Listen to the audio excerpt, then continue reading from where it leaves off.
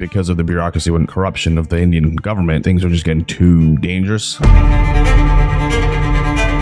Between all of it, I did, somewhere between $100,000 and $150,000 in sales at the age of 15. I know for a fact, even the company that I'm building, probably in 10 years from now, if it's not using the AI technology to its full advantage, it won't exist.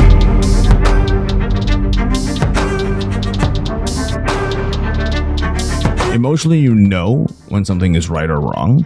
You let the logic decide what is right or wrong. Welcome to the Bulletproof Entrepreneur Show, where our goal is to uncover the truth about business and introduce you to the people, tools, and the strategies to make your mind, life, and money bulletproof. In this episode, I sat down with my good friend Rohan Sheth. Rohan is the founder and CEO of GrowRev, a world-renowned digital marketing agency that has managed over $200 million in advertising spend and worked with some of the biggest brands in the world. In this episode, we discuss how he went from working at McDonald's and hating life to leveraging AI to make decisions that ultimately led him to becoming a multi-millionaire. If at any point as you're watching, if this seems helpful to you, just tap that like button. It will help the YouTube algorithm show this video to more people. That said, let's dive in.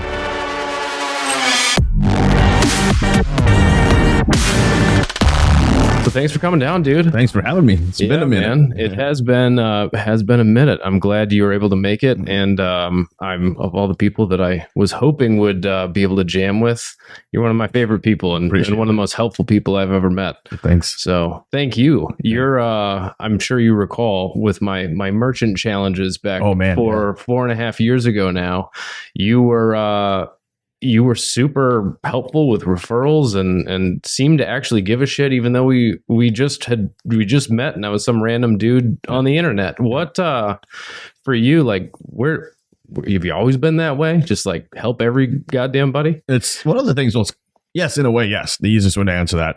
For me, it was like coming back, being brought up with my family background has been coming from a pretty entrepreneurial background. I always saw my parents just to help people. And it was one of those things that they even taught me where it's like, hey, if someone needs help with certain things and you have the ability to do it and it's just a couple conversations, just go do it. And do it with, never asking for anything, because the world just kind of goes around and kind of what you give you is what you're going to get.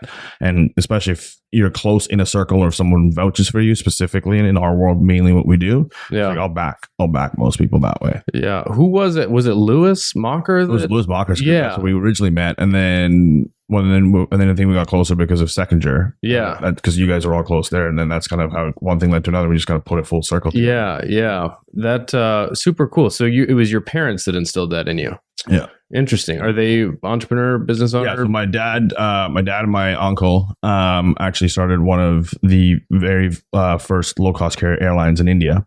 Oh, wow. When we grew up there, they had one of the largest travel agencies. So like the first pretty much 11 years of my life when I lived between India, Dubai, and kind of traveling all over the world, it was just crazy amount. Like we had my family offices were all over the world. Wow. So like this is your dad, you said? My dad and my uncle. Yeah. Okay. They ran a company. And then eventually they opened an airline, eventually opened like a Greyhound competitor. Like it was a pretty large scale business out there. And obviously because of the bureaucracy and kind of the corruption of the Indian government, my mom decided things were just getting too dangerous at a certain point for us. And she was like, nope, we're up and out. We're going to either move to Australia or to Canada. Canada gave us our immigration first. And that's when we moved. And I was 11 years old when that happened. Wow. Interesting. So was your dad like actively instilling entrepreneurship into your blood? Or not at all. Completely different. How were you raised then? They're raised like being coming from an Indian background too, it's always school. Yeah, focus on school, get good grades. Did you be a doctor? Or what? Well, they knew since I was a kid. I wanted to be a pilot because I've been traveling since I was 2 weeks old. I've been on planes, so that was the number one thing that I always said to my parents when they asked me. Like my mom said, I think the first time I ever said that was like 2 years old when I knew what it was to like go get a job. She's like, "You've always said you wanted to be a pilot." I think it was just the obsession for travel, and that was it. It's like focus on travel, go and get your pilot's license, go and get your pilot's license. That's eventually what they instilled me in. Like business was just there. Like it was something that they never brought up, never talked about, but I think I just watched and just kind of subconsciously took in what they were doing and learned, and then eventually realized like, I don't want to be a pilot. I want to go do something big. When was that realization? When I was actually going to school. So I finished dropped out of high school right at the end. I was like, I'm not doing this because I was like, I didn't need high school to get my pilot's license. So I was like, I'm not wasting my time. And then went into becoming a pilot. And then when I applied to the university to get my pilot's license, they were like, yeah, we'll get you in.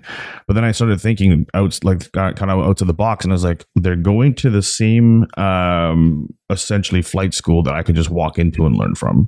I'm paying them a ridiculous amount of money to get this course. It's going to be 2.5 years.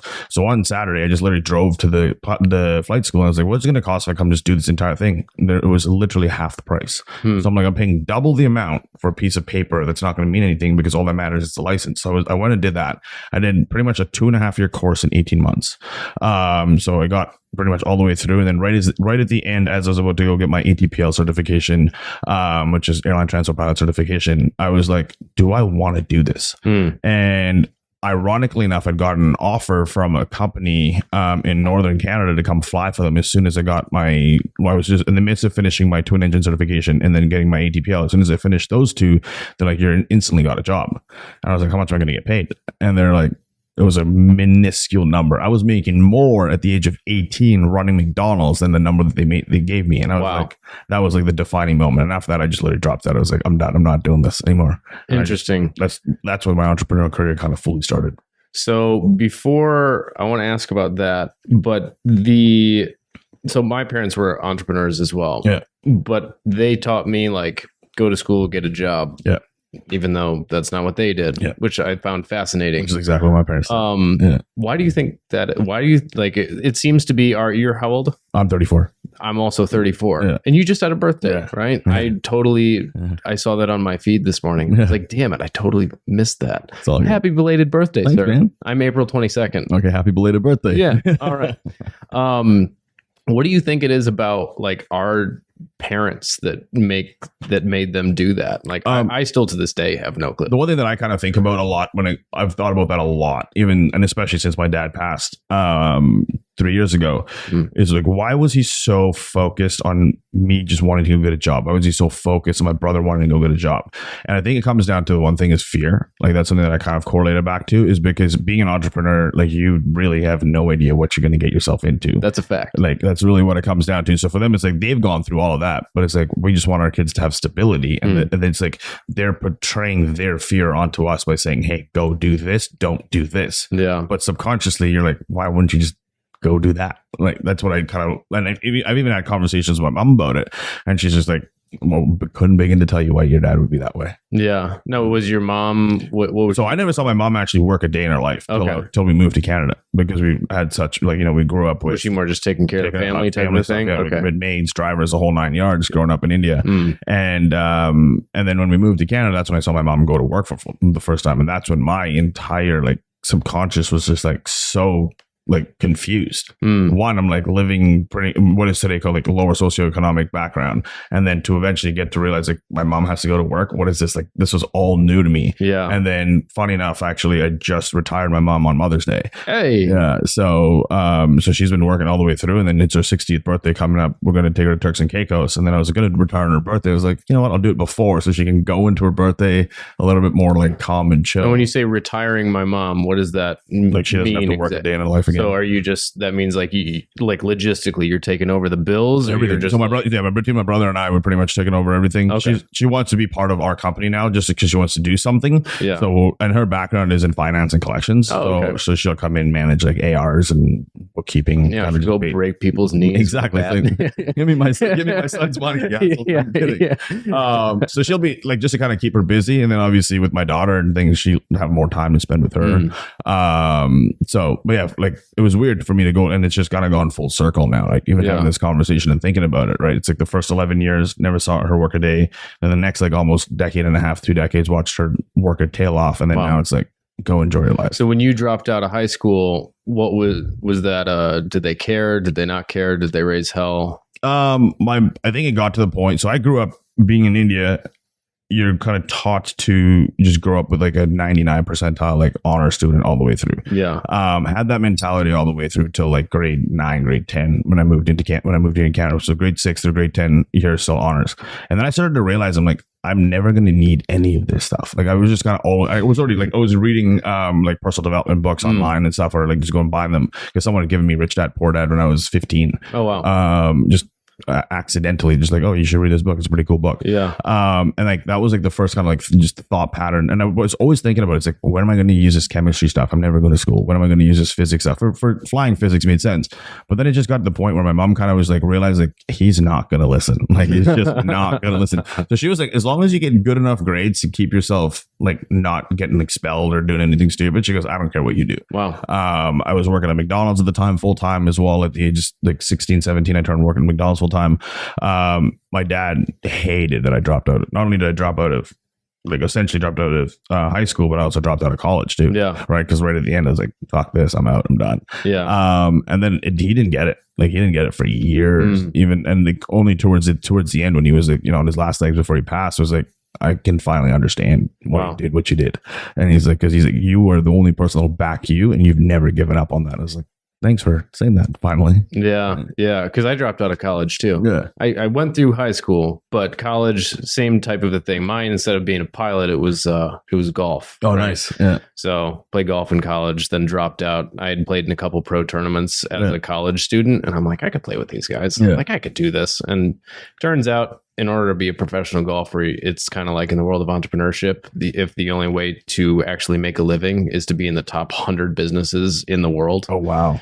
That's pretty much pro golf. Yeah. So like, so if you're below that, you're like, you're actually can't function in life. Like you cannot make an income. It's brutal. I didn't realize it was that difficult. It's that difficult. So I realized that.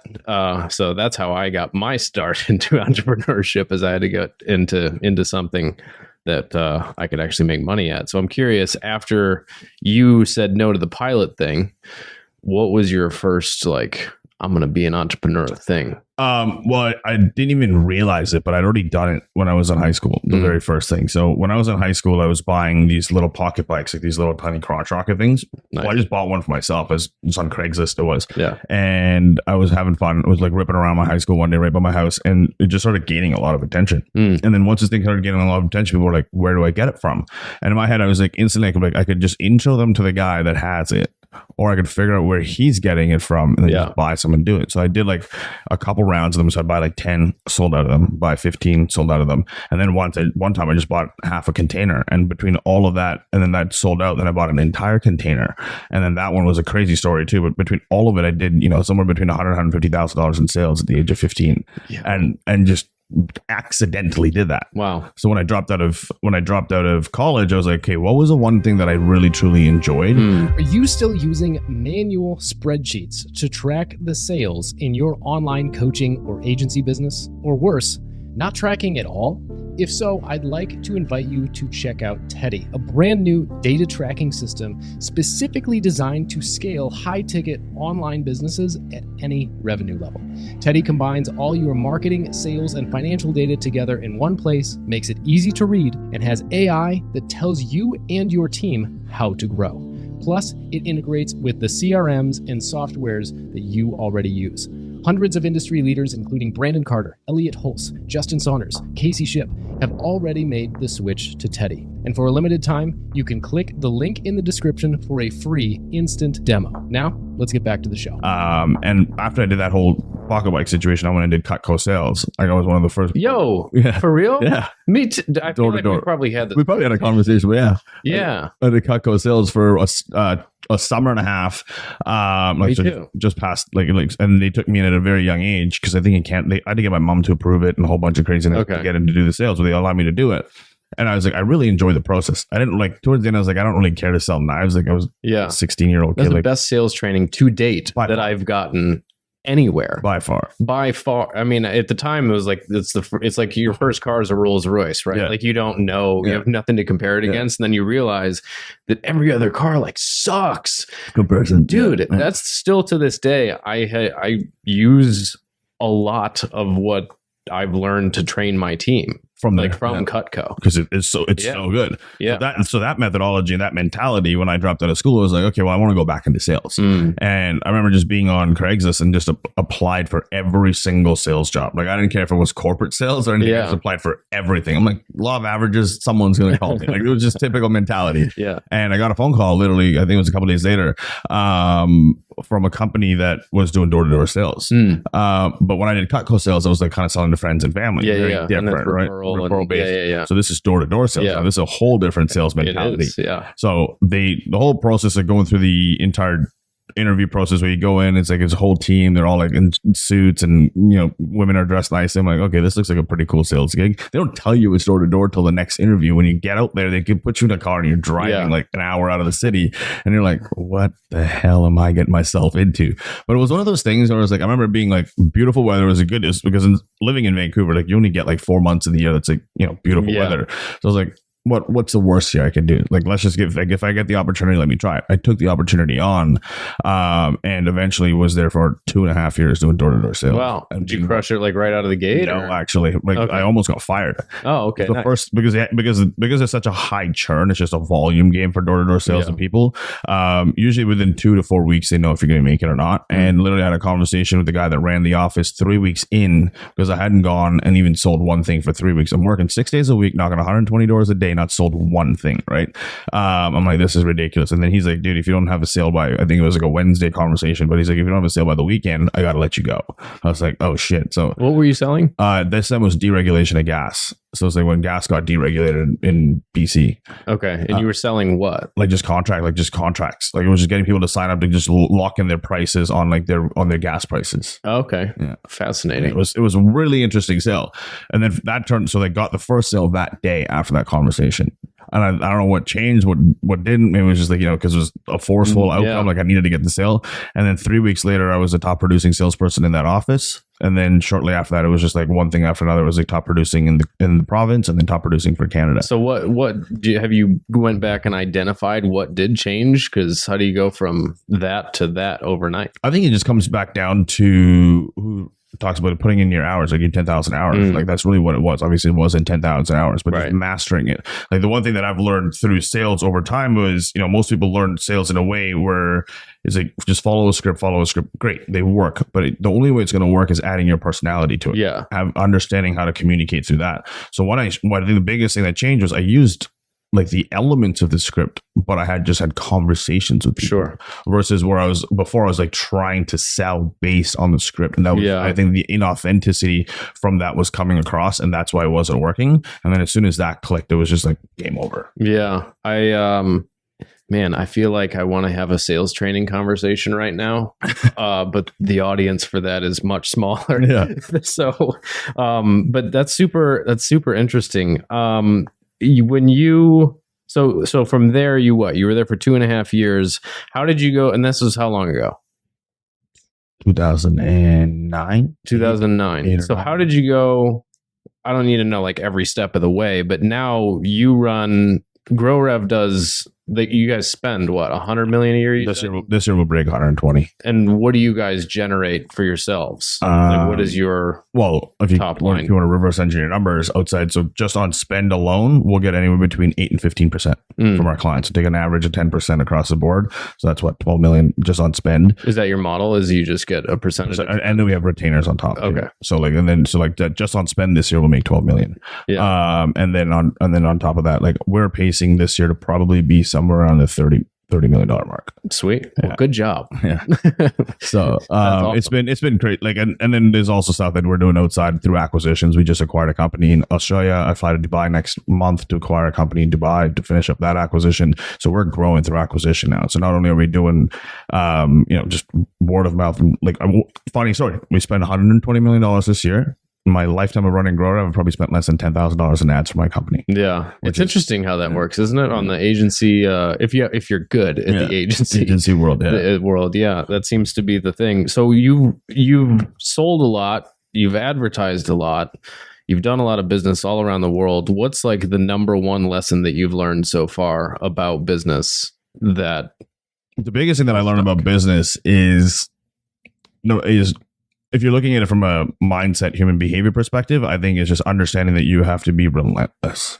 Like that's literally what does that mean for you? Because I know there's the Tim Grover definition. There's probably how I would talk about it. But it's just like, even like look at yourself, for example, going through what you went through. You sold the agency, you went through your whole merchanting situation. I remember the conversation where it's like you just picked up the phone and called, what is it, Stripe's CFO or something, wasn't it? The head of the risk department. Head of risk department. A guy slid me his number and said, if this comes back that I gave you this number, it's not going to be good for you. Yeah.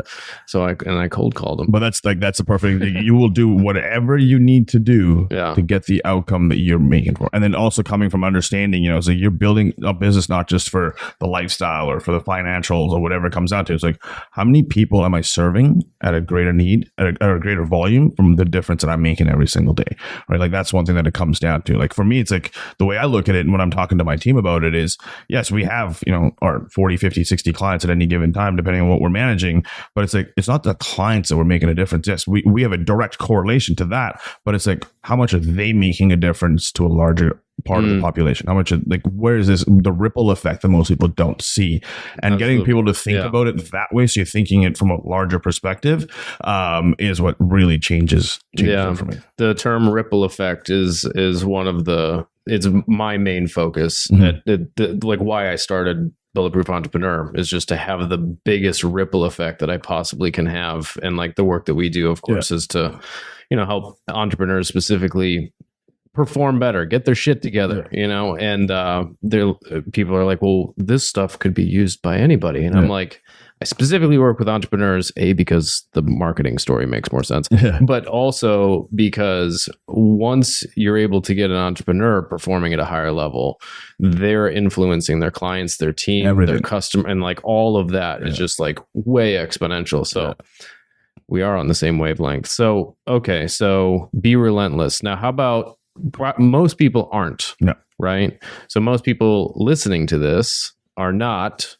what you would determine, or I would determine probably, as relentless. What do you say to these people that are toying with the idea of like, I say I want to be successful. I say I want to be the successful entrepreneur person. I like the idea of being relentless, but I just can't quite get myself to be that. What do you say to these people? Just be an entrepreneur.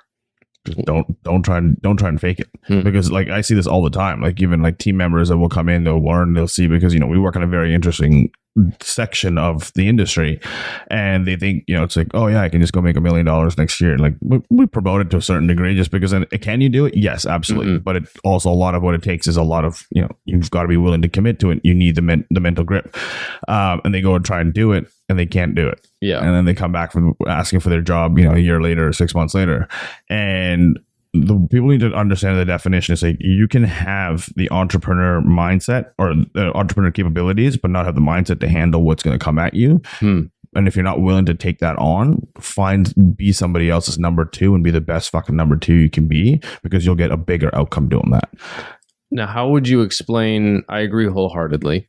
How would you explain when you said what's going to come at you?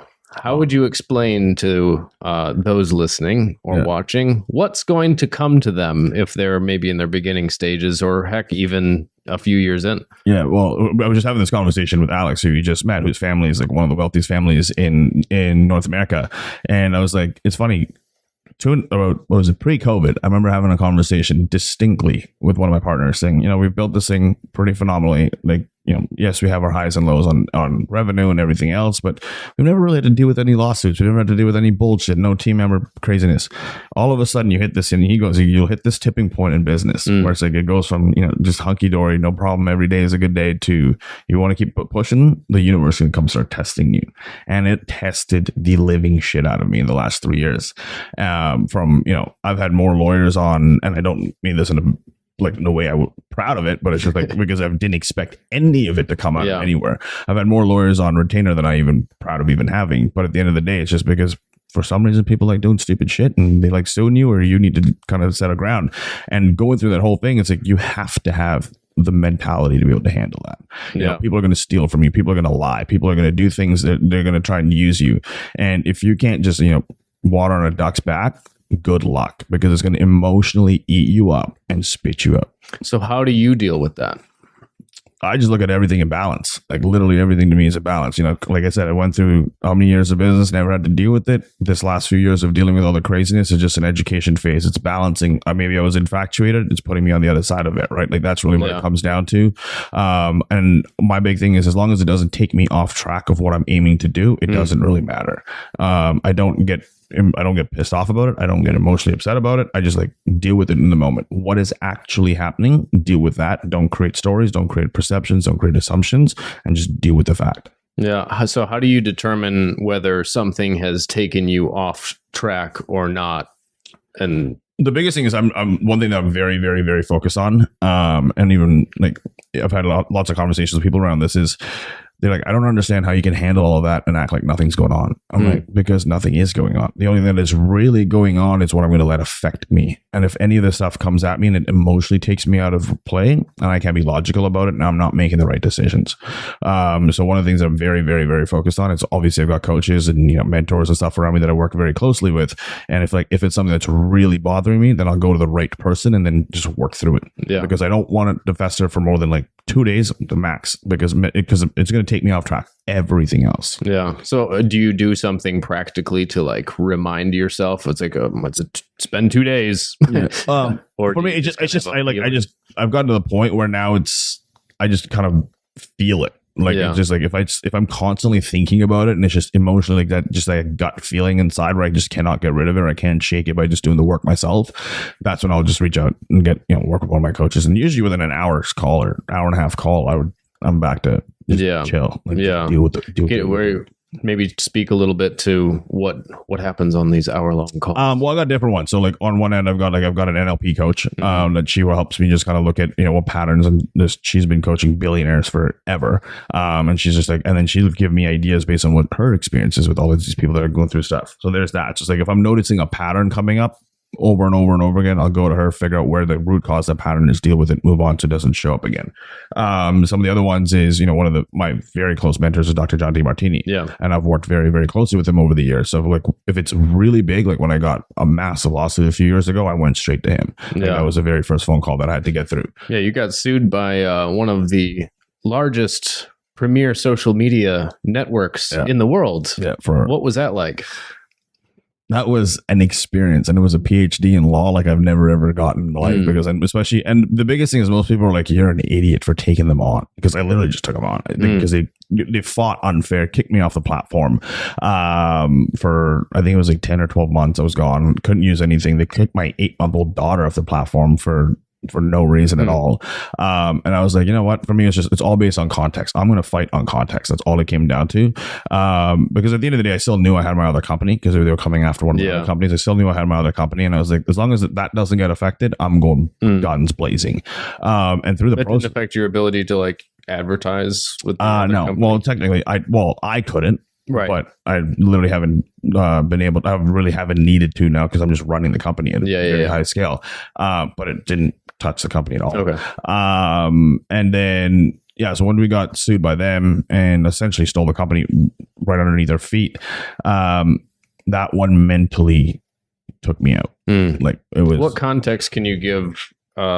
Because right now it just sounds like you're a criminal without any speaking of context. What context? So we built a SaaS product for this that was used for the social media platform that no one else had done before. We had some of the biggest influencers in the world, and I mean, I'm talking like the Paul brothers level influencers that were using it, and we were growing insanely fast. Like it was a lot of attention really quickly, and the balance of it comes down to, if you're going to get a lot of attention, you're going to grow really fast. You're either going to have a big win, or you're going to get balanced and brought right back down to earth. And that's what happened, and I was definitely highly infatuated with it. I did all the work around that because we were getting offers left, right, and center that were in the millions and millions and millions of dollars for valuations. And I was like, okay, well, here we go. And they came in and said, and we were having full conversations with them to partner with them, etc.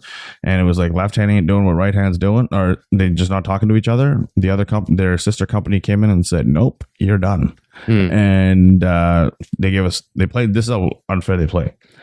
Friday at 4 p.m. they sent you a cease and desist to stop. and they give you 48 hours to respond. What lawyer is going to respond on a Sunday? By Sunday? No one. So if you can't respond by Sunday 4 p.m., you're pretty much cooked. On Sunday 4 p.m. on the dot, gone off the platform. Wow. And then it was just a battle, and it was a pretty large battle. Obviously, I can't get into the nuances of it, but it was a pretty large battle that took me, almost crippled me in a way mentally, but it was one that, but through the process though, one thing that I'm definitely grateful for is through the process, I started to have multiple conversations and kind of people coming out the woodworks of this specific thing happening to multiple people, not just this company, but other large companies doing that, where it's like a monopolized situation. And I was like, I'm grateful to be in a position where it's like, I can willingly fight this and do it for the right context, not the wrong context. And then eventually we got to a point where, we settled, but I obviously settled for different reasons, and lost the company in play, but I got my account back. I'm able to do what I'm able to do today. Got my daughter's account back, which kind of was an interesting one that obviously we can talk about after, but not on the podcast, because that's kind of how I got around winning that lawsuit, or settling with that lawsuit. And yeah, that was the biggest one. And then from there, it was just like, that taught me so much that it's just like, if I can go through that, taking on one of the largest companies in the world, and I'm just a peon compared to them, I was like, I can do anything. Yeah. Like, that was like the mentality shift for me over the last 2 years. Yeah. Fascinating. What was it that, there's a couple of things that you said in there. One of the things I want to ask you about is the right context versus the wrong context. How did you determine that it was worth the fight? And B, what is the right context? Well, the biggest one for me was, okay, you want to come at me, come after me, no problem. Right? Sure. They were making a lot of claims inside of the suit that made no sense, that we were not doing. Because we were having conversations with their sister company about it. They knew exactly what we were doing. So all the claims that are coming off was completely false. So that was context. What were they suing you for? Like, were they saying you give us money, or were they just saying they were coming after cash? A lot of money. So it wasn't just you guys need to stop. Yeah, it was cash too. Fascinating. Yeah. We were able to squash the cash one pretty quickly. And then they were trying to go after us for breaking privacy laws, all this crazy shit, like all these claims that were not true. And they knew blatantly what they were doing, because literally after they took us down, 2 weeks later to the day, they launched the platform internally. Right. So it was just like, it was so ironic how that happened. And it looked very similar to our UI, because they're already inside of our platform. And they played it very, very dirty on that part. Nice. Yeah. Solid. So you were fighting under the right, wrong context. So there was that one. There was the other one was obviously them taking down my 8-month-old daughter, thinking they literally said that she could be part of this platform. And I'm like, she's 8 months old. Like, she can barely even do anything but sleep, eat, and shit. Interesting. Like the stuff that we were going after. And then it was just, and then for me, it became, going back to the beginning part of this conversation, was when I started hearing conversations of people just unfairly taken advantage of and not having a back to fight against. I was like, no, I'm going to fight for what's right and actually go and make a point here that's going to be for not just for me, but also for other entrepreneurs that are trying to do something that's going to bring more value. And you guys are just using and abusing them for no reason. Yeah. And so in the settlement, did you end up having to give something up? I just gave up the company, because the one thing that they did is because they plugged it for so long. And when you're dealing with these companies, they're dragging this thing out. Like, what we could have settled in 90 days, gone back our merry way down. They dragged this out for as long as they could, because they knew it was going to drive up legal fees, all that good stuff. And by then I was just like, you know what? I just want to go back to doing what I know I'm good at doing. So give me my damn accounts back. Give me my daughter's accounts back. Keep whatever you want to keep. I'll move on. Yeah. And I just was like, and that's kind of what it was. There was other nuances that came with it. Sure. But it was so, it got to the point where it's like, we could have literally had this conversation over 2 hours over like a boardroom table, and we would have been solidified. Because in the end, they realized like none of their claims mattered.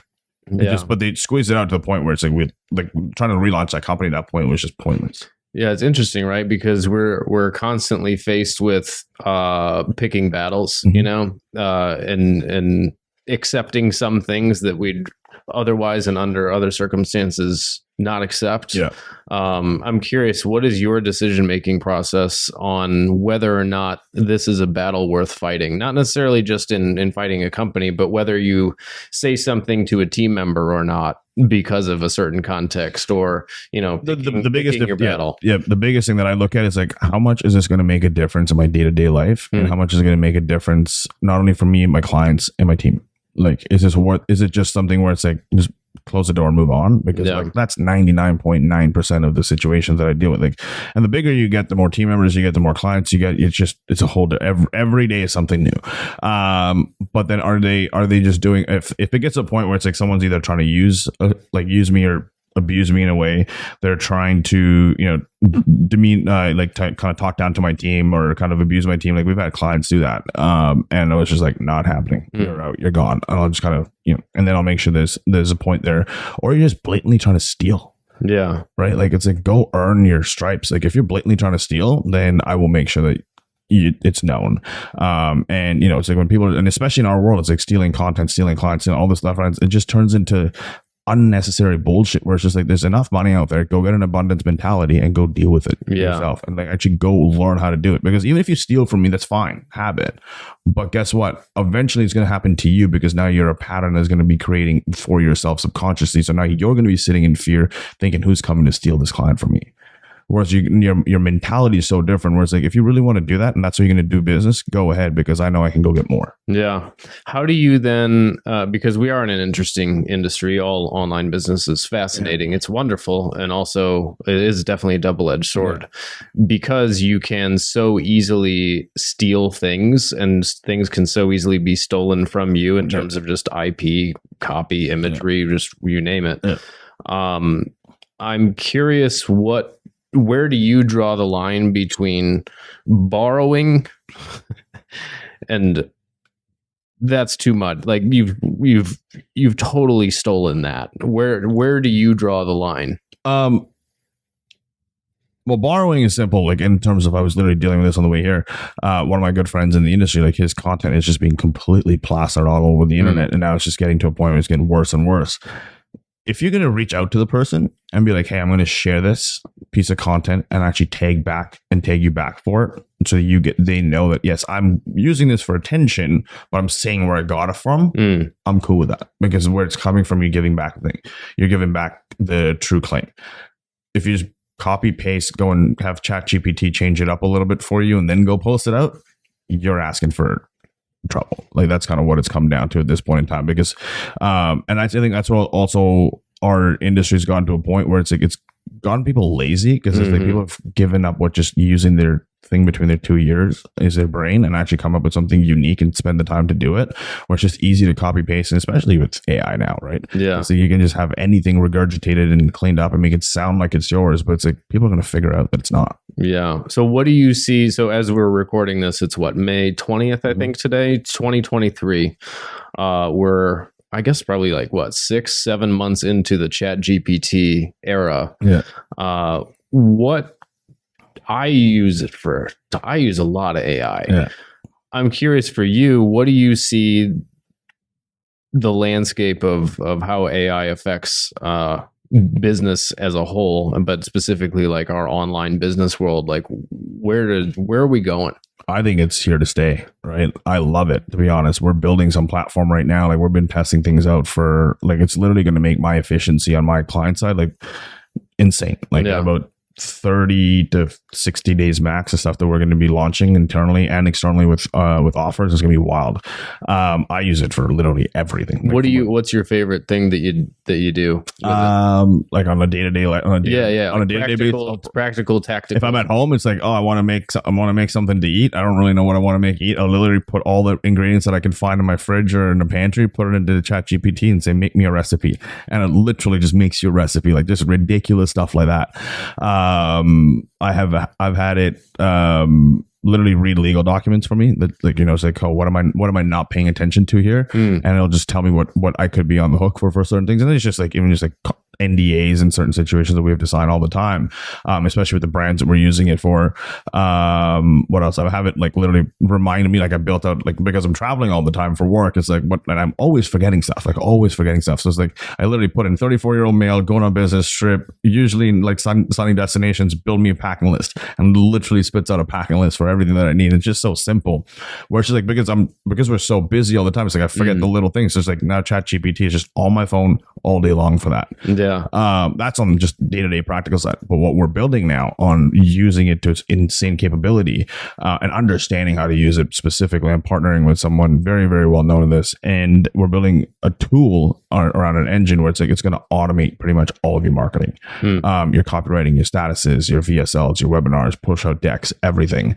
We're just even on the email side of things, and then as well as one of the things that we're coming out with is going to be like brand decks. Like we're working with a lot of big brands now, and we're going to these guys that are doing 100, 150, 200 $million. They go, what's your, do you have a brand deck? Do you know what your voice is? Do you know your vision, your mission? Like none of it. So literally this tool will go in with the, fill out a form, and I'll pump out a 65 to 100 page brand deck for you, and literally just go research your entire company, pump it out within 30 minutes. Wow. Yeah. I'll show you after this, so you can see what kind of stuff it's doing. That honestly, that's kind of where I've been messing around with it more and more, especially recently. Is like I'm kind of in like a cleanup phase of different parts of our company, cutting fat and just like reorganizing stuff. And I'm learning that how you ask it questions is like the biggest thing. I knew, like, as soon as it came out, I'm like, I knew this was going to be a thing. Like that was going to be the skill, is prompting or questioning.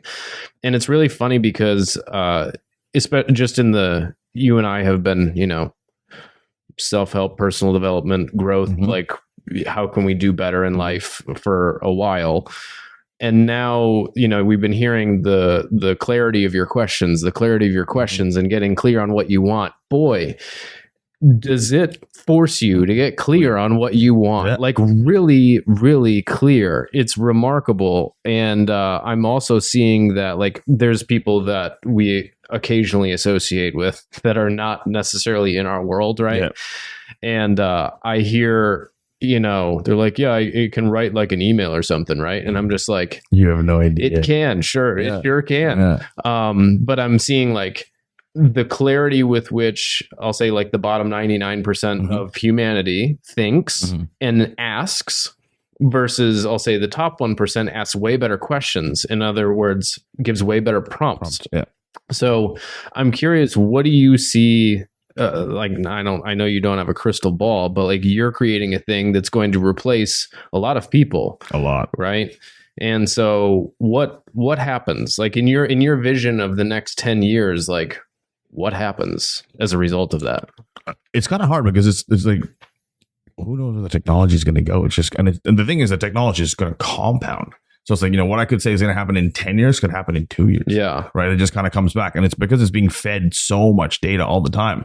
My big thing is like, even with what I built with the tool for the social media platform is like, just stay ahead of it and just understand how to use it. Like, don't try and predict what's going to happen. I've never tried to predict anything that's going to happen because it's like, it makes no sense. But if something's coming and it makes sense, how can you be the first essentially to market and leverage it for the best output, right? Like everything that we're doing is all for scale. Like that's all it comes down to. Like that's the biggest thing that we're looking at doing. But understanding how can, like, perfect example with this tool that we're launching, we initially started to talk about it to build one out just to help our onboarding, right? Like how, because as an agency, an onboarding can take an average person 30 days. Yeah. It can take you 2 weeks. Like efficiently now, like for the levels we do, we can get it done within 7 to 10 days. This tool by the end of this month is going to be able to take my onboarding to 1 hour. Right. Yeah. Like that's insane. So like think about the volume and the scale of everything else. So when you think about scale, because like I know you said I don't predict things, but in order to plan for business things in the future, you have to have some sort of vision of what the future may look like and attempt to plan accordingly. I can tell you this right now, blatantly, if I'm going to predict something, I know for a fact, even the company that I'm building, probably in 10 years from now, if it's not properly like using the AI technology to its full advantage, it won't exist. right? Like that, it just will not exist. And so how are you planning for that? That's why everything that we're doing now is just using AI, even with all of our data. Because one of the things at GrowRev, what we do is everything's data driven. Yeah. Right? We don't make any decisions outside of data. I don't care if you don't like this ad that we've created for you. Does it convert? Yes. Take your emotions and remove it. It's all data driven. So everybody replay that back the last 15 seconds about 15 times because that is, you and I get along so well. This is why it's great. Continue. So now that's where, like, on one end, so not only on the creative side, because we write all of our clients' copy and everything else as when they're working with us. Not only, so now we can output a ridiculous amount quicker. So now we're leveraging AI for that. Yeah. Then on the media buying side, we're building an AI tool for that. And then even on like our data dashboards, it's all going to be fed, and then everything is going to be fed back to the AI to then eventually say, okay, now let's say your metrics on certain campaigns are dropping. What is it? Is it your CTR, CPC, whatever? Does your CTR go and fix your images? Now AI will automatically go create new images. And so when you say you're building a tool, like we're working on some, like I'm starting to learn and understand how to feed like all of my shit into a thing and have it learn like a container. Right. How are you, when you say building a tool, like logistically, tactically, what are you doing? Well, I've partnered with one of the best guys in the industry. Okay. That's one thing that I can tell you that I'm also very good at is like, okay, finding and leveraging good relationships. And we together going back and forth over probably about a month and a half now, because he kind of came up with the idea of wanting to do it. And then I was like, well, what if it could do this? And then what if it could do this? Because I'm a very creative thinker and like wanting to be able to do certain things. And he's just like, let me see if I can do that. Literally an hour and a half later, I get a text, done. Test this out. Check this out. And because he's more of a product developer and kind of has a product engineering kind of background, he's building the entire backend. Don't even know about how any of that stuff works. Don't care about how any of this stuff works. Does it output what I'm going to sell? Yes, that's all that matters. Got it. So find the right people. There's two things I want to follow up on that, because most of the guys that I work with, especially like the higher level guys that either I work with one-on-one or they're in, one of our higher level programs, our highest tier Kevlar membership is specifically around data. So I told myself I was never going to coach somebody on their business ever again after my first agency's business coaching universe, unless I could actually see the real numbers of your business on command and not hear your stupid story about what they are. Because you and I have seen it constantly. Somebody gets on a call and they're like, hey, I have this problem. And the coach goes, all right, well, what's your closing rate, for example? And they're like, well, it's about 30%. And the coach takes that as the answer and then goes and gives advice based on that. And 99% of the time, it's never been 30%. It's been 30% one day. It's been 30%. They have no clue. Yeah. They have no clue. And so it's like, it's the blind leading the blind. Yeah. And so we very specifically, I'm maniacal about data. And so a lot of those guys, and it's not inexpensive. And so I have a lot of these guys that I work with that are like relatively famous, millions of followers, but creative. I'm the creative entrepreneur guy with the vision and the shit. And then I bring them back to reality. But I'm also a creative guy. You're a creative guy, but you only make decisions based on data. That's it. I feel like people, God, I just started a sentence with I feel like. Yeah. It seems as though, of my observation of reality, that entrepreneurs seem to put themselves in either the artist creative bucket or the manager data ops person bucket. I feel like I've noticed, Jesus, look at me, no emotion, but I'm feeling all this shit. But I noticed, like with me, I've noticed what's different is that I'm almost a 50-50 hybrid and know when to use which one. And I kind of see that with you too. And I noticed that that's incredibly rare. And I'm curious how have you always been that way? The creative data guy? Like it's just almost an oxymoron. It's funny enough, you're talking about data. I absolutely hate spreadsheets. Personally hate them. Right. So I'm like, okay, well, how can we get spreadsheets into a nice dashboard that makes it look sick. I'm with you. Yeah. Like if I can see it on dashboards and I can see it like a red, yellow, green, like then I know exactly what I'm needing to focus on. Yeah. Right. Like, so when it comes to data side, that's a creative data. Whereas like people can go in and nerd out on spreadsheets all day long. Like my business partners love that stuff. And I'm just like, I would rather do my head in than do it. Yeah. I'm with you on that. But at the end of the day, it just comes down to numbers. But it's like, but once again, it goes back to balancing the logic and emotion at the same time. Like emotionally, you know when something is right or wrong. You let the logic decide what is right or wrong. Right. Tell me more about what do you mean by that? So it's like you're always, if you get to a point and you've done enough work, which you have as a human being, as an entrepreneur, you understand like emotionally, like you as your body, you can kind of sense certain things, and you got to be kind of in tune with it. I know it sounds woo woo, whatever, but once you get to a point where you're not running in your head and you're just kind of like overthinking certain situations, you know if like, does this make sense or does this not make sense? You'll be on a sales call and someone will say it's 30% close, and it's just like, 30% close over what period? Yeah. Right. Like, and is that on shows or offers? Yeah, exactly. Like, is it like, you got to ask once again, go up, ask the right questions, because to them, they're running in an infatuation that they close 30% one time. They can do it over and over and over again, where it's like, dude, let's just do with the truth. Like that's all it comes down to. What's the bloody truth here? And so that's kind of what it comes down to. So I ask emotionally based questions, but then I back it with logic. Right? Like even like when someone's coming to me and they're like, we've spent over $1 million on ads. Over what time frame? Right. Because they know we have a threshold for them to take them on. They want us to take them on, but it's like, I'm not going to just take you on. But it's like, because me taking you on is a disservice too, because if I can't provide the value to, it makes no sense. Yeah. And that's kind of where it now has gone to a point where it's like, if something just doesn't seem right emotionally, then I start just drilling for logic. So at what point do you, it was Dan Henry when he was sitting right where you are. I think he said this on the podcast. If you haven't seen that episode, it's linked right here. He was saying if you're a brand new pilot, given your pilot thing, right? You're a brand new pilot and you're flying and it's your first flight and your instructor's here, you're here, and you hear a loud thud, right? You're going to feel like something bad's going on, right? And so, but it might just be like the landing gear going up or whatever.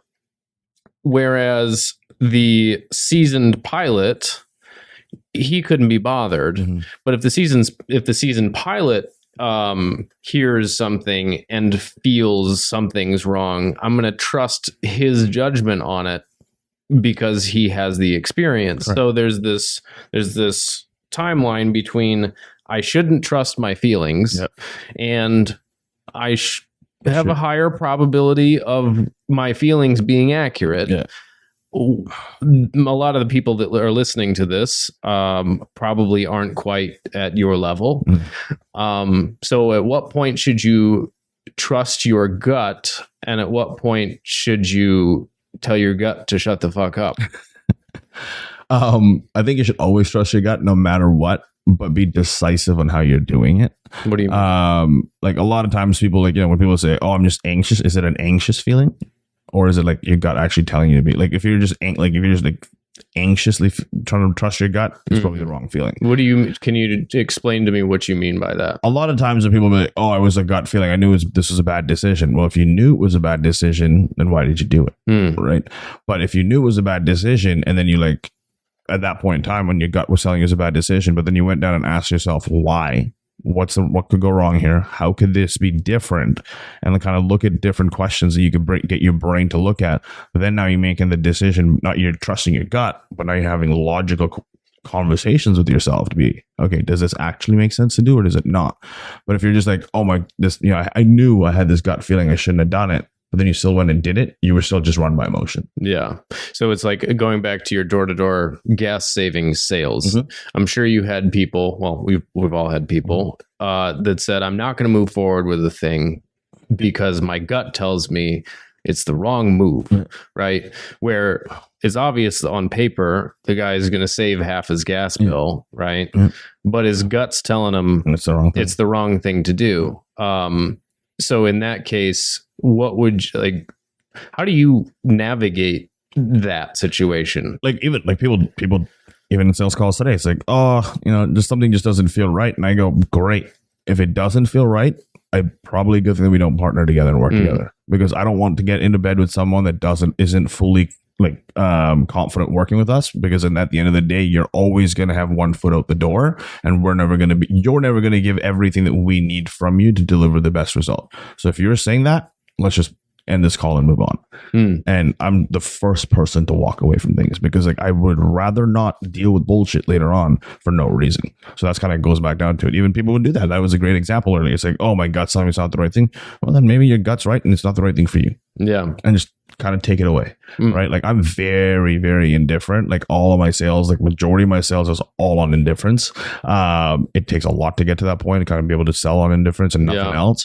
But it gets them to make their decision, because at the end of the day, once the person's made their decision, just move the fuck on. Like, why chase it? Yeah. Like as soon as you get an answer, a decisive answer, move on. Yeah. I guess the relentless salesman in me is like, when I hear that, my immediate what comes up is I'm just like, totally with you, but the time that I probably just wasted as a result, when I know I could probably nuance this into a deal, you know what I mean? So at what point do you balance like, I'm going to make sure that I'm at least going to get paid for this time that I just wasted, and walking away totally? Well, I balance that on the other side too. Like there's times where people come on calls. Like I just did a deal recently, and I know for a damn fact this specific client we just closed, I would crush it. Like we will crush it. We just signed them. But he was not fully in. Right? He was kind of like, and he's been burnt by agencies and all this other shit. All blah blah blah blah. And I said, okay, no worries. If you've been burnt by other agencies, I get it. You know, every agency makes claims, all this craziness. But at the end of the day, I can't help you. That's your decision. You made those choices. I can't help that. I'm coming to you and telling you that I'm so damn confident here that I could do this for you. And if I don't do it, I'll give you every single one of your pennies back that I've taken from you and 10% more. Wow. Right. But now I'm also putting myself on the line in those situations. That it's like, I'll balance it where it's like, I'll walk away from deals. But then the ones that I'm like, I know their guts, their guts completely wrong. That's when I'll go to bat. I'll make up for the rest of them by going hard on the other one. That makes me feel, the capitalism in me feels a little bit better now. Because I was under the impression that you were saying no, as if they say they trust their gut, and you just drop them. You have to read the person's energy. I understand. But for the listeners out there without the experience and context, that's why I was asking that. But cool. I was thinking that was you. And like one of the things too, like sometimes it's like, I'm not saying I'm perfect by any means. Like sometimes I'll run into a situation where it's like, I thought for sure you were perfect. Fuck, I wish I was. But it's like I'll be on a call and I'm just like, I'm still kind of like, I don't know. I'm still in that question mark. Like I kind of feel good about it. I kind of don't feel good about it. I can't get a clear outcome. Then I'll just start leaning on people. Right. Then you say, okay, well, it's like, I'll get my brother to do a follow-up sales call. I'll get one of my partners to do a follow-up sales call. I'll get my head of business development to do a follow-up sales call. Somebody else will do a sales call with this specific lead if I'm not 100% sure. And if they get the same energy, the same vibe, and I won't tell them about it. I said, hey, can you just do a follow-up scene if this is a good fit for us? I won't tell them my vibe. And then it's like they come back with a certain situation and be like, fucking knew it. And if they say no, like this is what the conversation, maybe my gut was reading or my energy was reading that I was having a bad day, they were having a bad day. There's so many different things that's going on back and forth, and I was just off with them.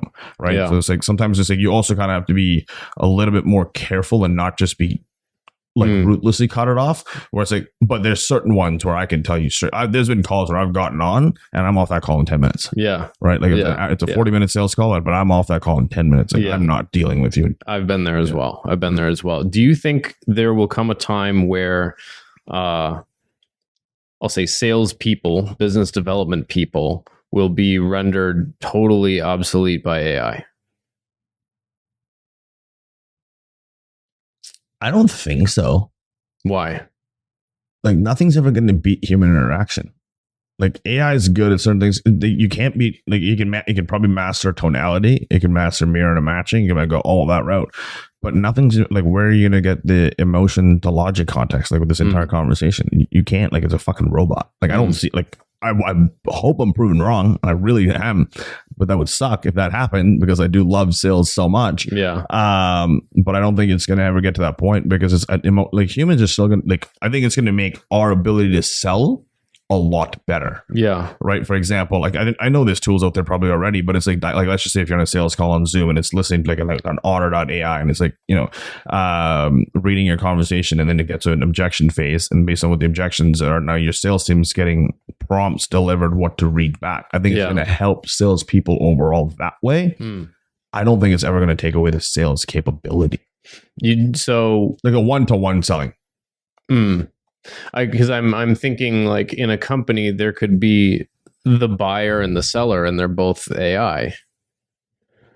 Could be. You know what I mean? And in which case I'm always, if I'm projecting into the future, I'm looking at like, well, at what point, like what role then does a human play if it can learn the emotional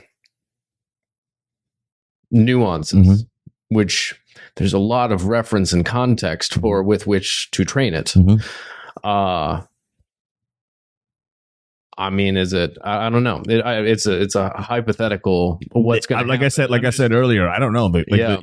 I don't foresee it happening as quick as I think it's going to. The human aspect of sales, maybe 5-10 years down from now, probably. But I think in the immediate, it's going to definitely help expedite sales. Because if people know how to short term, like it's a good time.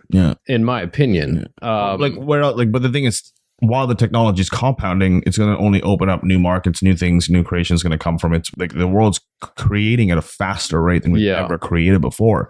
So because of that, it's like there's going to be an opportunity for us to use these skill sets in something else. Yeah. It's a wild world we live in, sir. And so parlaying that into your as far as networking and relationships, you have what appears to be a good judge of people. I mean, you're hanging out with me, you know what I mean? So that's an amazing start.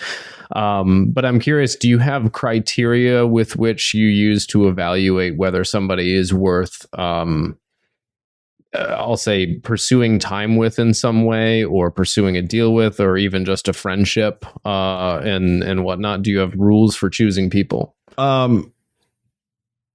The easiest one is if you come to me from someone that's, highly vetted. Like if you introduce someone or kind of the other way around, like I'll give them a lot more of my time and attention. If you're just blatantly hammering my DMs for, can you give me $500 so I can make my car payment today? Probably not going to do that. But as long as is the biggest thing that I believe in, and the one thing that I always stick by, and I've kind of learned this just by accident through my growing up, my family, is believing in fair exchange. Right. If I can bring you a shit ton of value, or you can bring me some sort of value back, I will give you my attention. Like that's all it comes down to. If it's a one-way streak here, I'm not going to give you my attention. Like, people, like one of the things that I was literally having this conversation last night with a close friend, and he's like, "How do you do it?" He's like, "With everybody that comes to you for your network today, it's like I just turn them down. Like at the end of the day, it's like I haven't spent 10 years of my life building the network that I have access to, people that I have access to, for you to just be like, oh, can you just introduce me so-and-so so I can get X, Y, and Z? No, because it's not only a one-way output for me, but it's also one way for this person that I'm now rooting potentially my relationship with. Right. So it's like there has to be fair exchange on both parties. And that's how I kind of go and do that. Now, if that happens, then it's like, give me a phone call. You want merchant? You have merchant issues? Well, I'll make as many intros and I'll ask as many people that I know in that world who are the people to go to. Because like in a cliche term is because it puts so much goodwill out there and just helping people. It's for nothing at all. It's like whenever I ask for something, even just like intros, I get them immediately. So where do you, especially if somebody's trying to network like above their pay grade, what advice do you have for that person to not be the annoying person in the DMs, yet still add value to somebody that, how could I possibly add value to this person? It's Warren Buffett, or whoever. Well, perfect example. Like I literally had pretty much a billionaire drive me here and like hanging out with his entire family. And he the way I met him was just through a typical, business relationship. He wanted an agency, hired us. I came to Orlando, last year we hung out in person, and then it was just like be a normal human being and have a normal conversation with him, because one thing he says all the time is like, people just want things. I've never asked him for anything. I've just given a shitload of value in everything that he's ever done, and now we've got such a close relationship with him. I literally call him dad as a joke now, and it just becomes a point where it's just like, when you give that much value to someone, it doesn't matter what level. On the opposite side, my videographers today, I've got 3 full-time videographers that usually travel. Like, this is the one trip that I don't have one because I literally decided on a whim to come out of Tampa. But they'll travel with me and the office and everything else. 2 out of the 3 videographers went out of their way to find content of mine online, created the sickest reels I've ever seen, and just sent them to me and said, go use it. And I was like, and they knew, and you could tell, because people can go and take your content, chop it up, do the whole irregular text overlay videos all day long. But they could tell the type of content that I was shifting my pattern to. So they took the time to study my brand, and they started to look at it and then created content around that. I was like, this guy's providing value to me for free for something that I need to do. I need to give him my attention. And then now we had a conversation. They came on as contractors, and then now eventually they're both pretty much full-time employees. So fantastic advice. I think that's about the only way to just constantly give. The person who is afraid of the sunk cost in that, right? Maybe I'll never get. What do you say to because that's most people. Why would I invest all this time if I may never get anything back? What is your advice to that individual? You are thinking too small, right? Like, the easiest way to look at it is just you're thinking too small.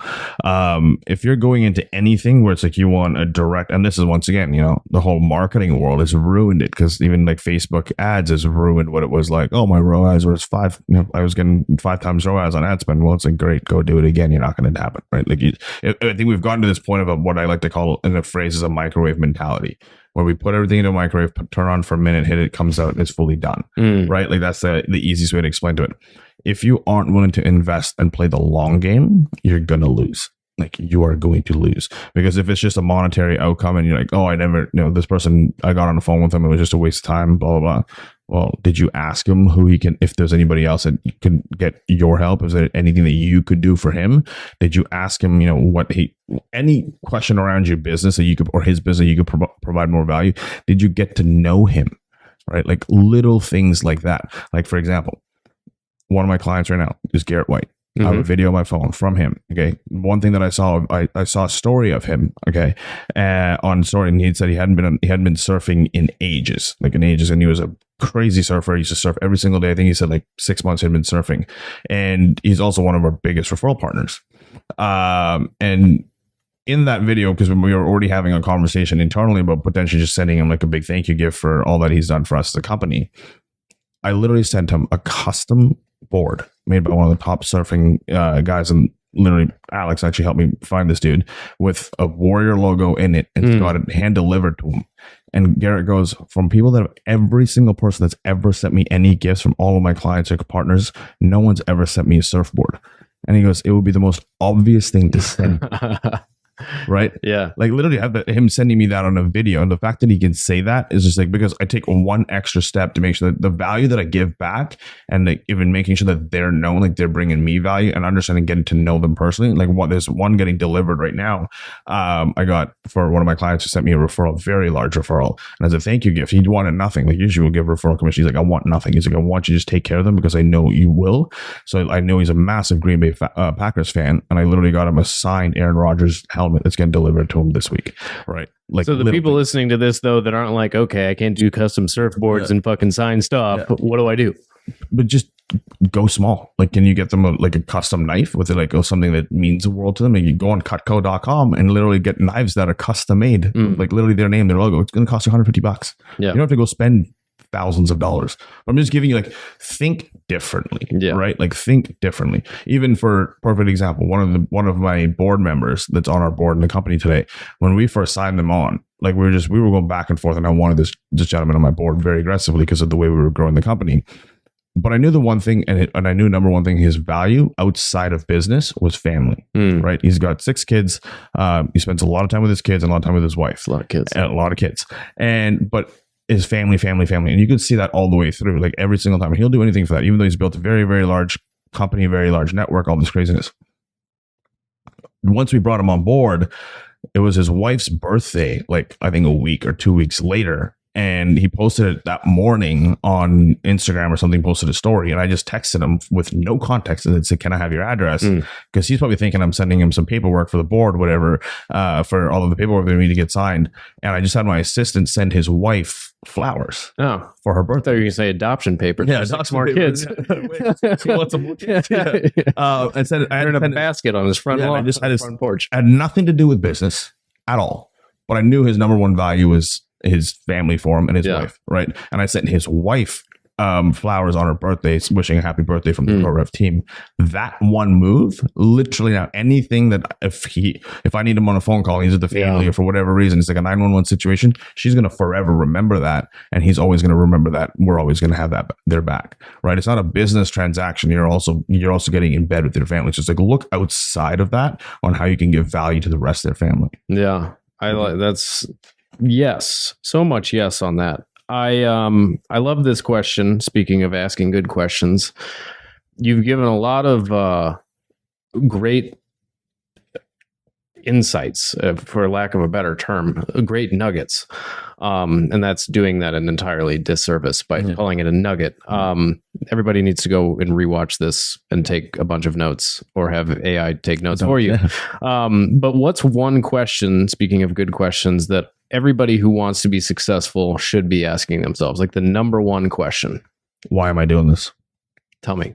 The reason, like, why are you doing this? For me, specifically, tell me. Just explain that for like those. You need to get. It goes back down to that whole cliche term of like the 7 layers or whatever of getting to the deep rooted cause of why. Everybody talks about passion, but I don't think passion's going to drive you. It's purpose, right? Like my biggest thing is if you aren't doing this for a bigger purpose, you're going to give up.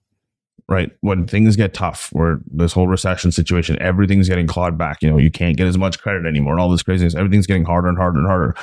But the one thing that's not going to get taken away is the reason you're doing this. It's a purpose that you have. For you, what is it then? So for me, for the longest time, it was just I wanted to do something that I truly enjoyed. That was a passion in me, right? Like, if I'm not having fun, I don't want to do it. Like that's just, you can see through my Instagram content. I'm out all the time, having a good time. But I'm also mixing in business and pleasure doing it at the same time. Then when I started to get bigger and bigger and bigger, and I sat down and I asked myself, well, why am I doing this? And I was when I was on a call with DiMartini once. The biggest reason I realized that I even got into this business was because of what will go all the way back to the beginning of this podcast, was because of what I saw my family go through. Having a massive company that was completely taken advantage of, that when they tried to relaunch it, they couldn't relaunch it. And not that they couldn't relaunch it, they could relaunch it, but they didn't really have the wherewithal and the backbone to do it anymore because they were worried it was going to happen again. And that's why they just played it safe and didn't market as heavy. So today I have a company that markets companies, that takes an entrepreneur that has an idea or got something that's figured out and help them scale it, because I have a skill set from human behavior psychology and direct response marketing. And I can blow up these brands. That's my purpose. Right. So it's literally, for me now, I've correlated back to the beginning for me, that what difference I could have made then in my family's life is what difference can I make in other people's lives today. And the ripple that comes from that. Now, do you feel like, because I kind of, if I'm being honest, and I've had this conversation with a number of people of your ilk, and the answers, and quite frankly, people that are, at every level of the game, because I think when people talk about purpose, I feel like it gets dumped into like the altruism bucket of just like, oh, I just really love seeing people succeed. That's narcissism. You got to balance altruism and narcissism at the exact same time. So like for me, I find myself in it almost is, I think you have to have pretty much a exact balance of the two, because ultimately, like, I like seeing people win, but it's not why I do what I do. You know what I mean? Like, you're also building a business at the end of the day. So it's just really interesting though, because I think at least from a public perception standpoint of the whole why thing. It goes into like to save the whales and solve, Yeah, but even the ones saving the whales, like all those nonprofits, they're still taking money out of it. So tell me, what do you mean when you say balance it has to be perfectly balanced? Why do you say that? So like for me to do what I need to do and get out of bed every single day and still want to keep going and not just be like, I'll put my legs up, sell everything and just chill out on the beach in Mexico and be fine with just drinking margaritas because I could. Is at the point where it's like, I'm here one time. I have figured out what my purpose is currently, and it could change 5-10 years down the road. I could have something bigger later on that I want to be going after. Look at Elon Musk's purpose. Look at Jeff Bezos' purpose. They have a massive reason as to what they're doing. They have a fucking vision that no one can even compete with at this point in time because they see things that we can't even see. But on the other side of it, it's like, okay, if I'm going to go do this, I'm going to go help these businesses and clients get to that point. If they're going to win, how am I going to win?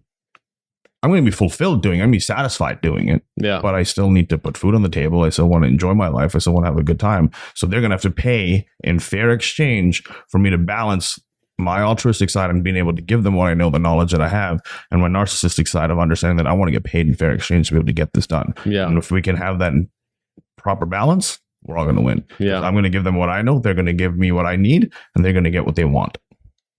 Beautifully said. What is one question that I should have asked that I didn't ask? I don't know. That's a good question. Thank you. That's a good question. I don't know. I think it's been pretty interesting. Like even look at this podcast. Like the first half of this podcast was like such a narcissistic side of the like sitting here thinking about it as we're going through it, talking about like heavy weighted lawsuits and all this craziness to come up to the other side and just have this entire opportunity to be able to share and like understand like. Literally look at the conversation. Like on one end, we're talking about getting sued. On the other end, we're talking about just giving shit away for free, right? Like people's like, how the fuck does this make any sense? It doesn't logically make any sense. Sure. But it's like understanding how can you get in balance with it and just stay there. Yeah. So was that a question that I should have asked? Not a question. That was observation. Just an observation of this podcast. I was just like, I think my brain was just going like a million miles a second while we were talking. I was like, that's a really good observation. Like for anybody that only watched 10 minutes of this podcast, didn't watch the rest, I feel bad for you. Yeah. Well, and congratulations. If you're still watching, make sure you subscribe, like this video, share it, and all that good stuff. No question that I should have asked that I didn't ask. Is there a question that you want to ask? No, I'm just asking something. I'm always interested to hear. I don't know, man. Like it's been interesting because it's a very cool podcast. Because usually it's usually like singular driven based on like agency or revenue or all this stuff. So you can have questions, but like based on what we've already talked about, it's a lot.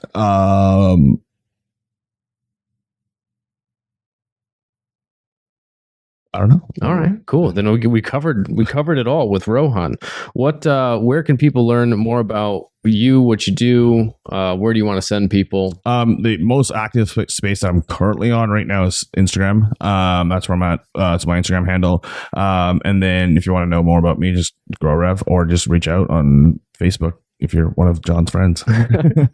Cool, man. Well, I know that this has been one of my favorite episodes so far. Thanks for having me. It's been a minute since I've done a podcast, so it's been a good refresh. Well, I feel honored. Yeah. I feel honored. Well, cool, bro. I really appreciate you coming, and I've learned even more about why we get along so well after chatting with you. So thanks so much, dude. Appreciate it. Yeah, you got a wicked setup here, so this is sick. Thank you, bro. Thanks for utilizing it. Absolutely. Cool.